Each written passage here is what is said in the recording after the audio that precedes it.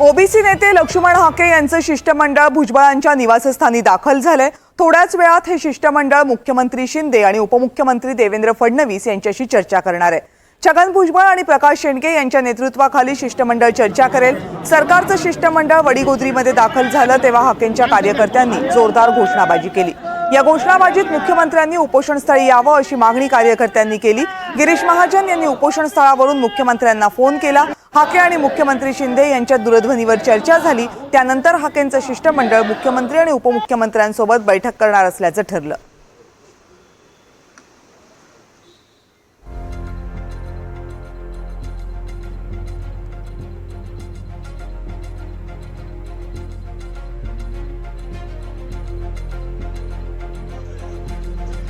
याच संदर्भात आणखीन माहिती जाणून घेऊयात आपले प्रतिनिधी सागर कुलकर्णी यांच्याकडून। सागर, अखेर कुठेतरी ब्रेक थ्रू सापडल्याचं दिसतंय। गेल्या 7 ते 8 दिवसांपासून सुरू असलेलं हे उपोषण थांबण्याची आता चिन्ह दिसतायत या भेटीनंतर। कविता, हाके यांचं जे शिष्टमंडळ आहे ते काही क्षणांपूर्वी छगन भुजबळ आणि गोपीचंद पडळकर यांच्या समवेत सह्याद्री अतिथीगृहाकडे निघालेलं आहे।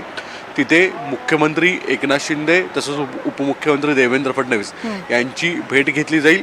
प्रामुख्याने यावेळेस इतर ओबीसी नेते सुद्धा असणार आहेत की जे इतर पक्षाचे प्रतिनिधित्व करतात, सत्ताधारी बाकाचं आणि विरोधी बाकांवरचं। या सगळ्या शिष्टमंडळांची एकच भूमिका आहे। जरांगे पाटील यांनी जी मागणी केलेली आहे, सगळे सोयरे आणि सरसकट सगळ्यांना ओबीसीतून आरक्षण मिळावं, या प्रमुख मागण्यालाच विरोध असणार आहे या पूर्ण शिष्टमंडळाचा। मुळात अशा स्वरूपाचा निर्णय ज्यावेळेस राज्य सरकार घेऊ शकेल पुढच्या कालावधीमध्ये, त्याला डायरेक्ट ओपनली चॅलेंज करण्याची, कोर्टामध्ये जाण्याची भाषा या सगळ्या प्रमुख नेत्यांनी केलेली आहे।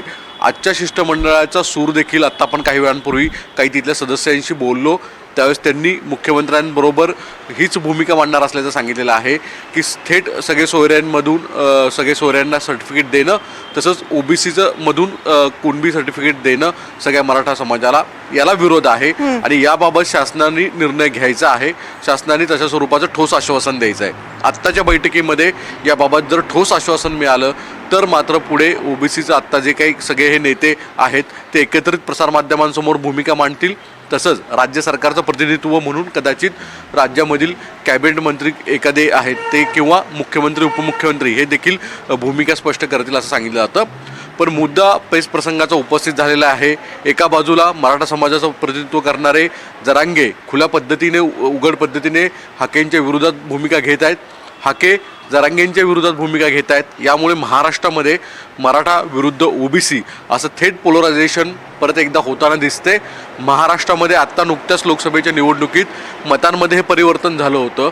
आता महाराष्ट्राच्या राजकीय नेत्यांसमोर सगळ्यात मोठा पेच प्रसंग असणार आहे की 1 महिन्याचा दिलेला अल्टिमेटम, त्यामध्ये करायची वयाची कारवाई आणि मुळात जर कायदेशीर बाबी जरी किती केल्या असल्या तरी याच्याबाबत कुठला ना कुठला तरी एक समाज कोर्टामध्ये जाणार आहे आणि भूमिका त्याला विरोध करणार आहे। यामुळे न्यायालयीन प्रक्रिया, राज्य सरकार आणि राजकीय प्रतिनिधी या सगळ्या पेच प्रसंगामध्ये आता महाराष्ट्र अडकून पडल्याचं दिसून येत आहे। कविता, धन्यवाद सागर, तुम्ही दिलेल्या सगळ्या सविस्तर माहितीबद्दल।